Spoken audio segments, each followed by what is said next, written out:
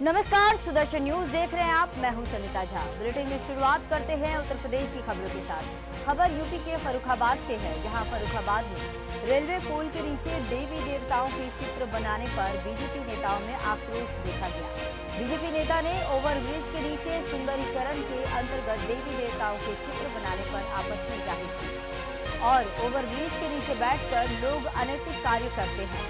BJP नेताओं ने पहुंचकर देवी देवताओं की पेंटिंग कर रहे पेंटरों को रोका, जहां नगर पालिका द्वारा पुल का सुंदरीकरण व देवी देवताओं की पेंटिंग करवाई जा रही है। तो वहीं जिला अधिकारी आशुतोष कुमार द्विवेदी ने नगर पालिका ईओ को जमकर फटकार लगाई। जिला अधिकारी ने देवी देवताओं के बने चित्र को तुरंत हटवाने के लिए निर्देश दिए हैं। फर्रुखाबाद फतेहगढ़ मार्केट ओवरब्रिज का यह मामला है।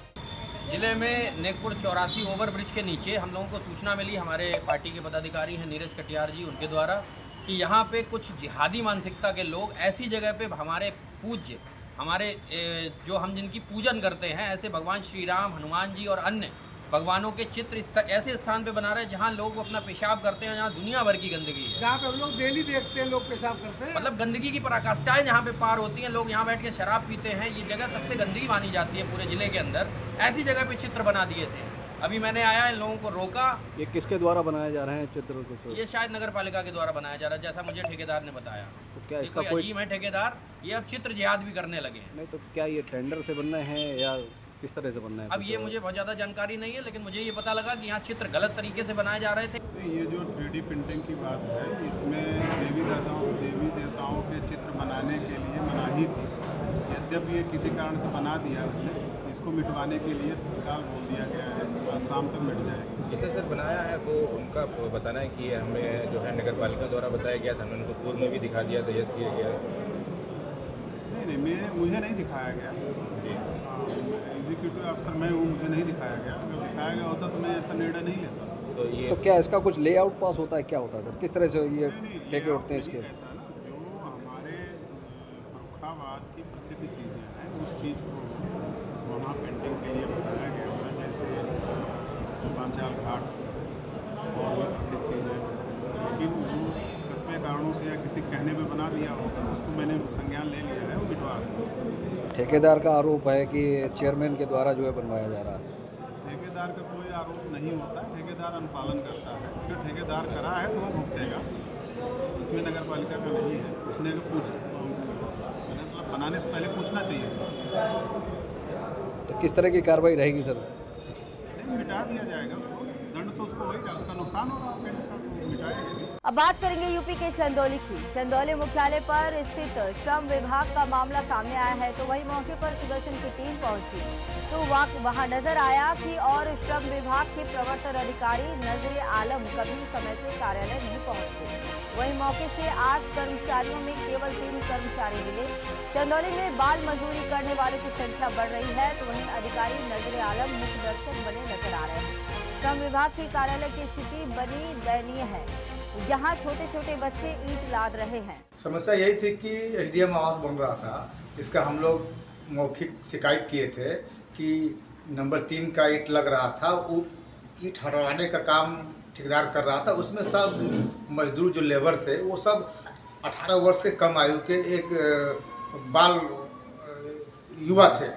इसको 16 वर्ष की उम्र था। इसी शिकायत के लिए हम लोग आए थे। कम से कम ये जो आपका नियम कानून बताया श्रम विभाग का ऑफिस है कि ऐसे लोगों पर कार्रवाई हो, उस कार्रवाई के लिए हम लोग आए थे। पूरे जनपद में जितने भी लान हैं वहाँ पे छोटे छोटे बच्चे प्लेट लेके लोगों को पानी पिलाते हैं और भट्ठों पे भी छोटे छोटे यहाँ पे जो बाल हैं मजदूरी करते हैं।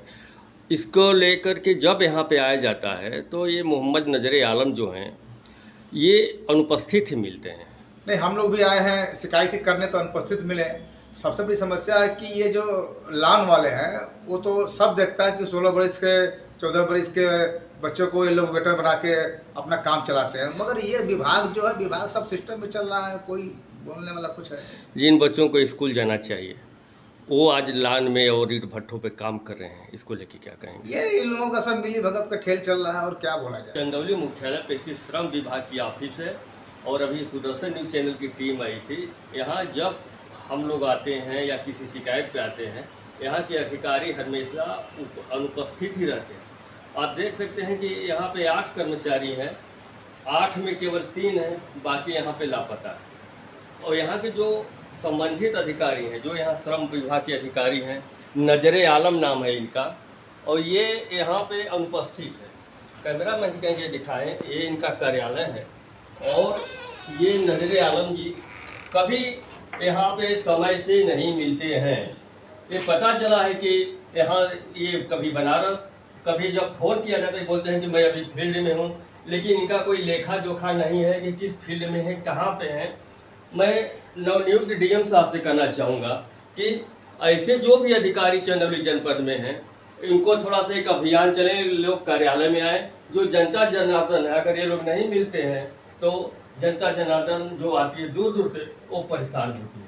योगी सरकार जहाँ अच्छा काम कर रही है, वहीं पे जो संबंधित अधिकारी हैं उनके जो योजनाएं हैं उनका पलीता लगा। कैमरामैन तिवारी जी के साथ जनपद चंदौली। अब बात करते हैं यूपी के रायबरेली की। रायबरेली में नवनिर्मित जिला जेल चौकी का उद्घाटन किया गया। वहीं पूजा अर्चना कर जेल चौकी का उद्घाटन किया गया। पुलिस अधीक्षक भैया शेर सिंह ने फीता काटकर उद्घाटन किया और एसपी के साथ जेल अधीक्षक व जेलर मौजूद रहे। बता दें कि शहर के जिला कारागार के पास जिला जेल चौकी बनाई गई है। अब बात करते हैं यूपी के चंदौली की। चंदौली में बाबा कीनाराम मेडिकल कॉलेज बन रहा है, जहां 400 बेड का हॉस्पिटल बन जाने से बिहार के साथ साथ अन्य जनपदों को इसका लाभ मिलेगा। मेडिकल कॉलेज के प्रिंसिपल डॉक्टर अमित कुमार सिंह ने बताया कि जल्द ही हॉस्पिटल हैंडओवर हो जाएगा। चंदौली के पूर्व सांसद व केंद्रीय मंत्री डॉक्टर महेंद्र नाथ पांडेय के प्रयास से मुख्यमंत्री योगी आदित्यनाथ ने चंदौली को सौगात दिया है। हॉस्पिटल बन जाने से आम जनता को बीएचयू नहीं जाना पड़ेगा और सारा इलाज एक ही कैंपस में उपलब्ध होगा। आज मुख्यालय पे जो नवनिर्माण मेडिकल कॉलेज बन रहा है, आज इसमें योगी जी का बहुत बड़ा यहाँ पे श्रेय है कि चंदौली जनपद वासियों को एक बहुत बड़ी सौगात दी है। और डॉक्टर अमित कुमार जी हैं, यहाँ के प्रिंसिपल हैं। तो सुदर्शन न्यूज़ में बहुत बहुत आपका स्वागत है और कहना चाहते हैं कि ये कब तक तैयार होगा और कितना देर। धन्यवाद। एक्चुअली ये हॉस्पिटल का handover most probably with in 1 month हो जाएगा। इसमें टोटल 300 बेड हैं और टोटल हमारे पास 520 बेड है और 1 महीने के अंदर मोस्ट प्रॉब्ली हमें मिल जाएगा। सर, जो ये आज मेडिकल कॉलेज मिला है, जो कि बिहार के साथ साथ जो अगल बगल के जनपद चंदौली अगल बगल जो जनपद है, उनके लोगों को भी यहाँ पे लाभ मिलेगा। और जो जिसको जाना होता था बीएचयू, वहाँ पे जाके धक्के खाते थे। आज वो चीज़ जो चंदौली में मिला है, ये डॉक्टर योगी महेंद्र पांडेय जी और मुख्यमंत्री योगी आदित्यनाथ के प्रयास से, तो जो चंदौली को मिला है, इस संबंध में क्या कहना चाहते हैं? नहीं, हमारे हॉस्पिटल में पहले से ही सारी जांच अप्रॉक्सीमेटली हम 5000 जांच डेली करते हैं फ्री। हमारे यहाँ सीटी स्कैन भी फ्री है, 50 सीटी स्कैन पर डे करते हैं। डायलिसिस की सुविधा भी अवेलेबल है, 30 से 45 पर डे डायलिसिस होती है और सब सारी जांच, सारी दवा सब कुछ फ्री है और इम्प्रूव करने की कोशिश करें, होपफुली जल्दी सारा कुछ ठीक हो जाए। तो अभी डॉक्टर अमित कुमार जी हैं, यहाँ के प्रिंसिपल हैं और बहुत जल्दी 1-1.5 महीने में हॉस्पिटल जो है इतना बड़ा, जो 400 बेड से ऊपर का है, ये बहुत जल्दी चालू होने वाला है। और इससे बिहार के साथ जो चंदौली जनपद के वासी हैं, उनके साथ जो अन्य जनपद हैं सटे हुए हैं, सीमावर्ती जनपद है, उनको भी लाभ मिलेगा। कैमरामैन तिवारी जी के साथ जिला सम्राट सुशांत सिंह, जनपद चंदौली। अगली खबर यूपी के रायबरेली से है। पुलिस ने शातिर चोर गैंग का भांडाफोड़ कर दिया है, जहां चोर एटीएम मशीन से छेड़छाड़ करके बंद मकानों को निशाना बना रहे थे, जहां प्रतापगढ़ जनपद के दोनों शातिर चोर रहने वाले हैं। अभियुक्तों के कब्जे से चोरी के आभूषण व नकदी व अन्य सामान बरामद कर आगे की कार्रवाई जारी है। ये थाना सलोन में जो है एक अच्छा गुड वर्क हुआ है। उसमें 2 अपराधी मनीष वर्मा और जो है वसीम, ये दोनों प्रतापगढ़ के रहने वाले हैं और ये एटीएम का पैसा निकालने में इनका अपना महारत हासिल है।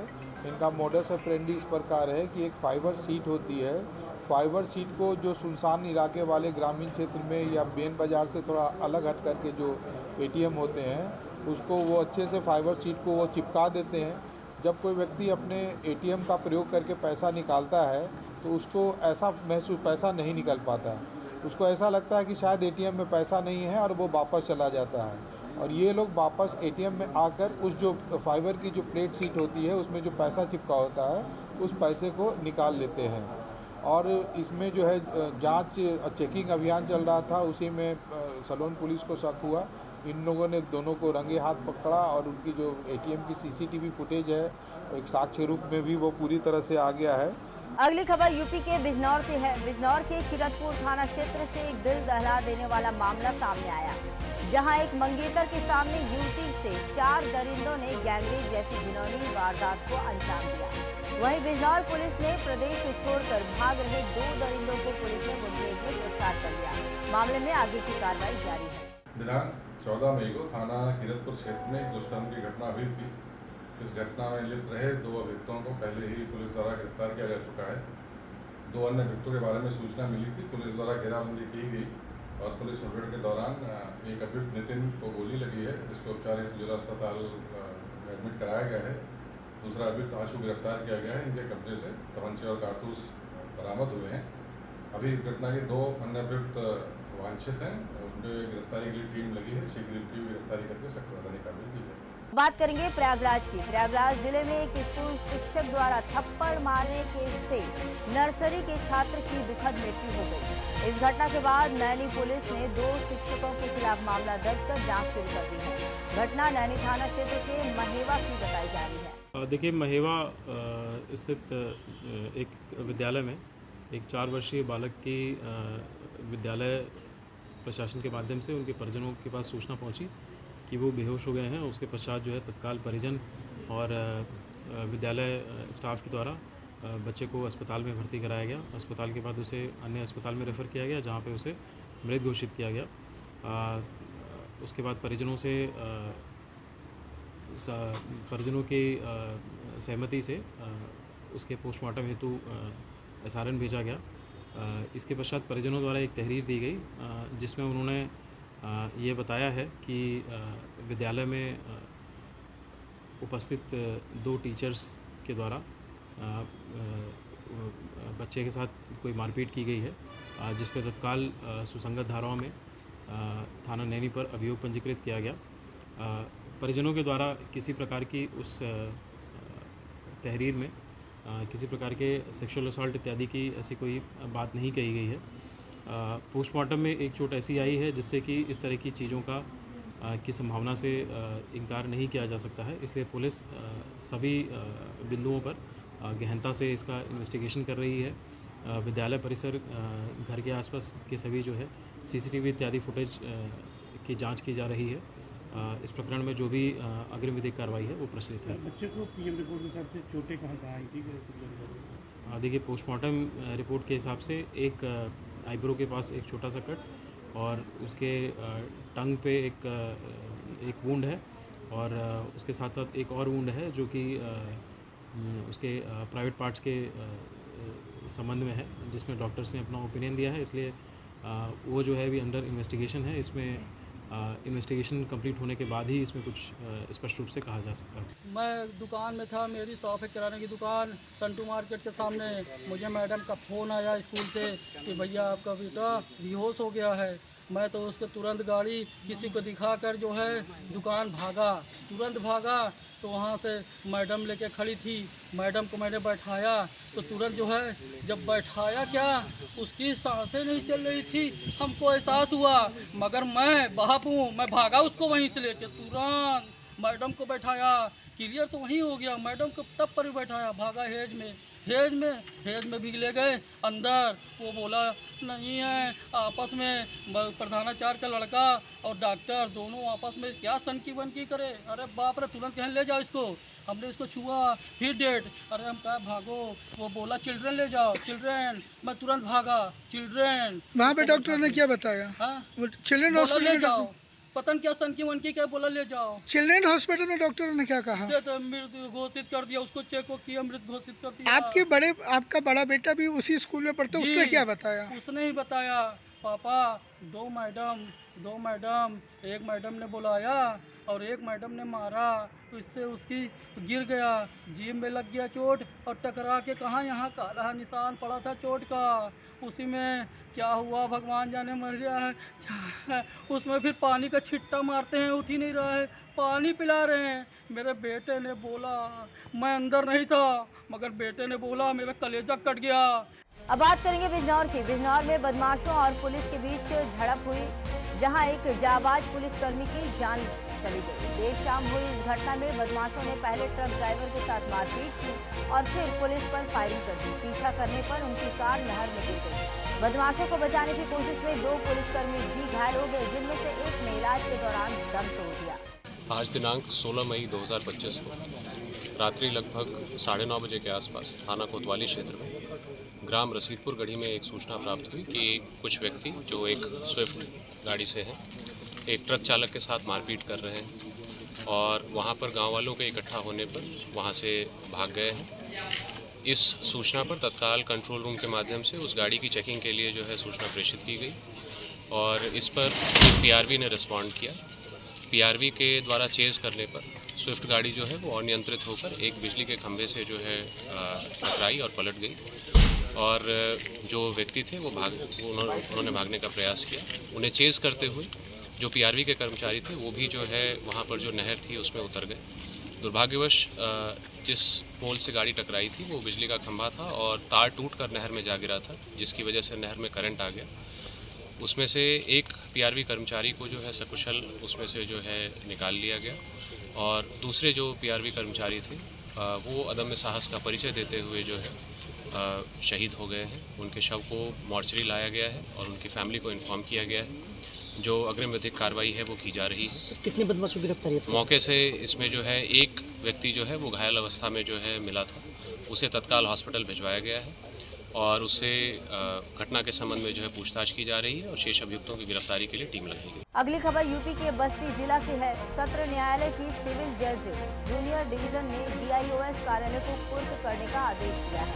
न्यायालय ने डीआईओएस कार्यालय पर कुर्की का नोटिस चस्पा किया है। नेशनल इंटर कॉलेज हरिया के शिक्षक चंद्रशेखर ने कोर्ट में 14.38 लाख रुपया बकाया भुगतान करने को लेकर मुकदमा दायर किया था। कोर्ट ने शिक्षक के पक्ष में डिग्री देते हुए बकाया भुगतान करने का आदेश दिया है। 90 दिनों में बकाया भुगतान न करने पर डीआईओएस कार्यालय की बिल्डिंग की नीलामी की जाएगी। उक्त प्रकरण में माननीय उच्च न्यायालय में रिव्यू याचिका लंबित है और जिला जज बस्ती के यहाँ भी रिवीजन और अपील लंबित है। प्रकरण माननीय न्यायालय से संबंधित है, इस पर बहुत ज़्यादा टिप्पणी नहीं है। किस तरह से दोनों पक्षों को बैठा के समझौता होगा, क्या आगे कार्रवाई की जाएगी इसमें, किस तरह? पक्षों के प्रकरण माननीय न्यायालय के आदेश से संबंधित है अतः इस पर माननीय कोई टिप्पणी नहीं है। अगर इस तरह से अगर सील किया जाएगा तो कहाँ पे कार्यालय होगा, कहाँ बैठा जाएगा, किस तरीके से आगे भी काम किया जाएगा? प्रकरण विभाग के उच्च अधिकारियों शासन के संज्ञान में है और प्रकरण माननीय न्यायालय से संबंधित। ये चंद्रशेखर सिंह जी हैं, एक शिक्षक थे नेशनल इंटर कॉलेज हरैया में। उनका कुछ बकाये का भुगतान था लगभग 14,38,104 रुपये का। विद्यालय से भुगतान नहीं हुआ, इसलिए उन्होंने कोर्ट में मुकदमा दाखिल किया है। मुकदमे में उनकी डिग्री हुई है न्यायालय सिविल जज जूनियर डिवीजन के यहाँ से। उनको 14,38,104 रुपये का भुगतान का आदेश हुआ था management Haraiya national inter college को। उन्होंने भुगतान नहीं किया तो उनके प्रभारी जो है यहाँ डीवाईएस कार्यालय है, इनसे भुगतान का आदेश हुआ था। यहाँ से भी भुगतान नहीं हुआ है, इसलिए माननीय न्यायालय ने इनके डीवाईएस भवन को कुर्क करने का आदेश जारी पारित किया। ये बात 2005 से दाखिल चल रहा है। ये जिला विद्यालय निरीक्षक का भवन और ये कैंपस, ठीक है, जो गाटा संख्या 214 मिन में है, उसी को कुर्क किया जा रहा है, जिसका पूरा रकबा 2316 वर्ग मीटर है। उसके पहले खाते को सीज किया था, लेकिन उससे भुगतान नहीं हो पाया, क्योंकि खाते में पर्याप्त राशि नहीं थी, इसलिए उससे भुगतान नहीं हो पाया। न्यायालय के अग्रिम आदेश के बाद अगर ये न्यायालय द्वारा नियत तिथि के भीतर भुगतान नहीं करते हैं तो नीलामी की प्रक्रिया शुरू हो जाएगी। अगली खबर यूपी के मैनपुरी से है, जहां थाना क्षेत्र बेवर में घर से स्कूल जाने की बात कहकर निकली छात्रा का शव गांव से 2 किलोमीटर दूर एक खेत में पेड़ पर लटका मिला। सूचना के बाद अधिकारियों ने मामले में जानकारी जुटाई। वहीं एसपी सिटी अरुण कुमार, क्षेत्र अधिकारी भोगांव सत्य प्रकाश शर्मा व फॉरेंसिक टीम ने मौके पर पहुंचकर मामले में जांच शुरू कर दी है। मई 2025 को थाना बेवर के पुलिस चौकी नबीगंज क्षेत्र में ग्राम प्रेमपुर निवासी एक लड़की की खेतों में पेड़ पर फांसी लगाने की सूचना हम लोगों को मिली थी। तत्काल मौके पर जाके देखा गया तो ज्ञात हुआ कि जो मृतका है वो वंदना पुत्री दिनेश चंद है और ये कक्षा 11 की छात्रा है जो बेबर में पढ़ती थी। तत्काल मौके पर फॉरेंसिक टीम को बुलाया गया है। सारे अधिकारियों ने आके मौके का निरीक्षण कर लिया है। पंचायतनामा भरवा कर सबको पीएम हेतु भेजा गया है। अभी परिजनों ने तहरीर नहीं दी है। जैसे ही अगर तहरीर मिलती है तो आवश्यक आगे की विधिक कार्रवाई कराई जाएगी। अब बात करते हैं यूपी के सीतापुर की, जहां भारत की सेना द्वारा ऑपरेशन सिंदूर के तहत आतंकवादी देश पाकिस्तान के दांत खट्टे कर दिए और पाकिस्तानी आतंकवाद को मुंहतोड़ जवाब दिया गया। इसी कड़ी में सेना के वीर जवानों के सम्मान में जिला सीतापुर में एक विशाल तिरंगा यात्रा का आयोजन किया गया। 4 दिन के अंदर हमारे वीर सैनिकों ने, चाहे वो नौसैनिक रहे हो, चाहे वायु सैनिक रहे हो, चाहे घर सैनिक, वीरता के साथ और आतंकवादियों जितने ठिकाने थे पाकिस्तान के अंदर, तो चाहे पीओके हो, उन सबको जिस तरीके से नष्ट किया। आज हम वीर सैनिकों के सम्मान में ये तिरंगा यात्रा हम लोग निकाल रहे हैं और जो एक बदला जिस प्रकार से लिया हमारे सैनिकों ने, कोट में सैनिकों को हम लोग पूरे सीतापुर की तरफ से धन्यवाद देते हैं। रामगोपाल वर्मा ने जो है रामगोपाल यादव के द्वारा जो महिला अधिकारी के साथ टिप्पणी की गई, उस पर क्या कहेंगे आप? देखिए, ये उनकी मानसिकता यही पे झलक के आती है और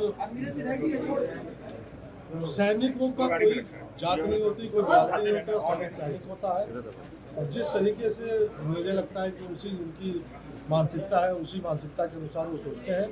मैं ईश्वर से यही प्रार्थना करता हूँ कि उन सबको सब क्या उन पर कार्रवाई होनी की है? सब बड़े नेता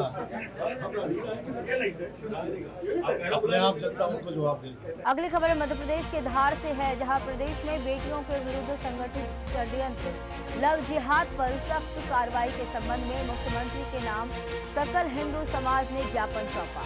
बता दें कि भोपाल के टीआईटी कॉलेज, उज्जैन के ग्राम इंदौर के टेली परफॉर्मेंस कर्मचारी द्वारा किया गया कांड, रीवा के बिछिया थाने में विधर्मी के पूरे परिवार के द्वारा नाबालिग बच्चियों को फंसाने का षड्यंत्र, सागर दमोह का मामला, मोरेना में कंप्यूटर कोचिंग संचालक द्वारा बालिकाओं के साथ किए गए दुष्कृत्य का मामला, राजगढ़ का मामला एवं अन्य जिलों में उजागर लव जिहाद के सुनियोजित अपराधों ने प्रदेश के जनमानस को झकझोर कर रख दिया है। पूरे मध्य प्रदेश में एक जिहादियों के द्वारा एक सुनियोजित तरीके से एक षड्यंत्र चलाया जा रहा है। उसमें हिंदू समाज की माँ बहन बेटियों को फंसाकर उनके साथ में दुष्कृत्य और अनेक लड़कियों के वीडियो फोटो वायरल करने की धमकी देकर, जिस तरह से अजमेर में घटना हुई थी, इस तरह की घटनाएं भोपाल, उज्जैन, बिछड़ोद, रीवा, जबलपुर, धार, पीतमपुर, इस जगह अनेक जगह घटनाएं हो रही है। तो समस्त हिंदू समाज इससे बहुत ज़्यादा आक्रोशित है। क्या आप पूरे क्षेत्र भर में बालिकाओं को जागरूक करने के लिए कोई अभियान चलाएंगे? हिंदू जागरण मंच और हिंदू समाज ये सब कार्य तो करता है, लेकिन प्रशासनिक तंत्र की विफलताओं के कारण जितने परिणाम आना चाहिए वो परिणाम आते नहीं हैं और बहनों के साथ लगातार दुष्कृत्य और अनाचार होता रहता है। मध्य प्रदेश से खबर है, बता दें कि मध्य प्रदेश के गंज बासोदा से खबर है, जहां लव जिहाद के खिलाफ मातृशक्ति एकजुट हुई। वहीं मोर्चा निकालकर मुख्यमंत्री के नाम पर एसडीएम को ज्ञापन सौंपकर कार्रवाई की मांग की है। प्रदेश में बढ़ते लव जिहाद के मामलों एवं हिंदू लड़कियों को जिहादियों द्वारा लगातार निशाना बनाए जाने के खिलाफ नगर की महिलाओं ने शुक्रवार को सकल हिंदू समाज के बैनर तले स्थानीय जय स्तंभ चौक से एसडीएम कार्यालय तक रैली निकाली गई कि हम प्रशासन को फिर एक बार आगाह करें। उसी निमित्त हम आज एसडीएम को ज्ञापन देने आए थे। फिर कितने लोग शामिल थे, कौन कौन शामिल थे, कहाँ से कहाँ तक ज्ञापन आपका हुआ? सर्व हिंदू समाज में हमारे जनप्रतिनिधि सब जो सकल हिंदू समाज के जो भी हिंदू भाई बंधु हैं सभी आए थे। सब मातृशक्ति आई थी और सभी ने मिलकर ये ज्ञापन दिया। सकल हिंदू समाज की तरफ से ज्ञापन था। जो मुद्दा है, आज हमने ज्ञापन दिया है माननीय हमारे एसडीएम महोदय को, क्योंकि हमारे देश में एक चिंतनीय विषय बन गया है कि हमारी जो अनाथ बच्चियां हैं और जो नाबालिग बच्चियां हैं अथवा युवतियां हैं, उनको प्रेम जाल में फंसाकर अपने आप को हिंदू मत पाकर उन लड़कों ने एक तरह से प्रेम जाल में फंसा लिया है। और ऐसा एक मुद्दा नहीं, कई देशों में, सभी अपने प्रदेशों में सब जगह है ये। और उन्होंने इस तरह से बर गलाकर धर्मांतरण भी करवाया है हमारी हिंदू बेटियों के पक्ष में। आज हम मातृशक्ति, हमारी समस्त बेटियां यहाँ आए हैं और बेटियों को बचाने के लिए लव जिहाद के खिलाफ हमने ये कदम उठाया है। और हम अपेक्षा करते हैं कि हमारी ये मुहिम सफल हो और बेटियों को हम बचा सकें। अब बात करेंगे मध्य प्रदेश की सीधी की, जहां मध्य प्रदेश के मंत्री पंचायत एवं ग्रामीण विकास विभाग प्रहलाद पटेल दोपहर 12 बजे अटल ऑडिटोरियम सीधी में पंच सरपंच सम्मेलन में मुख्य अतिथि के रूप में शामिल हुए और जल गंगा संवर्धन के अभियान के संबंध में अपने विचार व्यक्त किए। अब बात करते हैं बिहार की। बिहार की गैस खबर है, जहां करेली में गुरुवार शाम सर्व स्वर्णकार समाज की बैठक समाज के वरिष्ठ मार्गदर्शक पूर्व राज्यसभा सांसद कैलाश सोनी की विशेष उपस्थिति में आयोजित की गई, जिसमें समाज रचना एवं गहन चिंता व्यक्त करते हुए समाज के विवाह समारोह सहित संपूर्ण आयोजनों में डीजे का सर्वमतेन सामूहिक बहिष्कार किया गया। साथ ही समाज का जो भी परिवार विवाह कार्यक्रमों में डीजे का उपयोग करेगा, समाज के बंधु उस कार्यक्रम में शामिल नहीं होंगे। वहीं पूर्व राज्यसभा सांसद कैलाश सोनी जी ने भी क्या कुछ कहा, सुनिए। सबसे बड़ी समस्या है कि हमारे समाज जीवन में पता नहीं कहाँ से ये डीजे बजाने की प्रथा प्रारंभ हो गई। कभी पौराणिक काल में भी इसका कोई हवाला नहीं है और कानूनन भी ये अवैध है। सुप्रीम कोर्ट ने और हाई कोर्ट ने फ्रीक्वेंसी तय की है कि किस डेसिबल के माने हिसाब से बजना चाहिए। यहाँ तक कि अजान और मंदिरों में भी जो लाउड स्पीकर लगे हैं उनको भी प्रतिबंधित किया जा रहा है कि हमारे जनजीवन का अमन चैन ये खराब ना हो, काम के घंटे बर्बाद ना हो, पढ़ाई बर्बाद ना हो और आदमी असंवेदनशील ना बने। इसके लिए बहुत ज़रूरी है। अभी हमारे भोपाल में बिल्लोरी करके लड़का 13 साल का वो ख़त्म हो गया। अभी हमारे यहाँ डोभी में एक का डीजे में कान खराब हो गया, जो अभी कोई डॉक्टर भी उसका इलाज करने की। नए नए हमारे हार्ट के पेशेंट सृजित हो रहे हैं, ब्लड प्रेशर वालों की हालत ख़राब हो रही है, घर में जाके बीमारी बढ़ रही है। और इतना ही नहीं तो धैर्य और जो संवेदनाएं अच्छे मनुष्य में होना चाहिए उनका ह्रास हो रहा है। और इसलिए ये डीजे किसी भी दृष्टि से समाज के सकल समाज को इसको बंद करना चाहिए। तो इसके लिए अभी बैठक की हम लोगों ने निर्णय किया है कि स्वर्णकार समाज के विवाह में हम लोग डीजे नहीं बजाएंगे। जो डीजे बजाएंगे उनके लिए 5,000 की राशि ये जुर्माना के बतौर, दंड के बतौर ली जाएगी। साथ में उनके यहाँ हम जहाँ डीजे लगा होगा नमस्ते करके आ जाएंगे। भोजन हम समाज के लोग सारे पदाधिकारी, रोशन जी हमारे अध्यक्ष हैं, सारे पदाधिकारी यहाँ मौजूद हैं। सब ने निर्णय लिया है कि हम नहीं करेंगे। और साथ में ये निर्णय लिया है कि जो भी धार्मिक आयोजन है नगर के, हम सब सराफा के लोग उनको इस शर्त पे चंदा देंगे कि आप डीजे नहीं बजाएंगे। ये भी निर्णय किया है। आपके माध्यम से सबसे विनम्र प्रार्थना है, डीजे के व्यवसाय करने वालों से भी प्रार्थना है कि बच्चे आपके यहाँ भी, आपकी भी दुकानें, आप जानते हैं आपको यह अधिकार किसी ने नहीं दिया कि आप पूरे बाज़ार का अमन चैन सुकून छीन लें। झगड़ा हो जाए, हम बात नहीं सुन सकते, समय खराब होता है। कोई हिसाब से ये रिदम जो है आपके डीजे की, ये मनुष्य के स्वास्थ्य के लिए, आपके पौधों के लिए, आपके वृक्षों के लिए, सबके लिए नुकसानदेह। और इसलिए हम प्रार्थना करते हैं कि आप व्यवसाय अपना बदलो, उसमें ईको ख़त्म करो।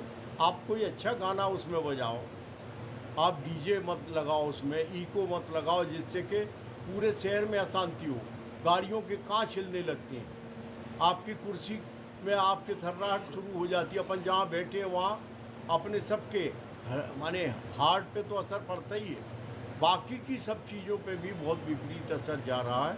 तो यह भी निर्णय लिया है आपके माध्यम से। सकल समाज से हमारी प्रार्थना है कि आप लोग भी ये निर्णय करें। ये किसी भी दृष्टि से, अपन पहले गर्भस्थ शिशु के समय कहते थे कि भैया ऊंचे मत बोलो, बच्चा पेट में है, रामायण सुनाओ, शास्त्रीय संगीत सुनाओ, इससे परिष्कार होता है, अच्छा मन बनता है, अच्छा विचार बनता है।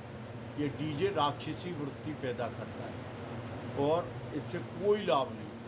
आप सब इसको बंद करें और बहिष्कार करें ऐसे सब कार्य। फिलहाल को इस बुलेटिन में इतना ही। देश दुनिया की तमाम खबरों के लिए देखते रहिए सूरज न्यूज़। जय हिंद।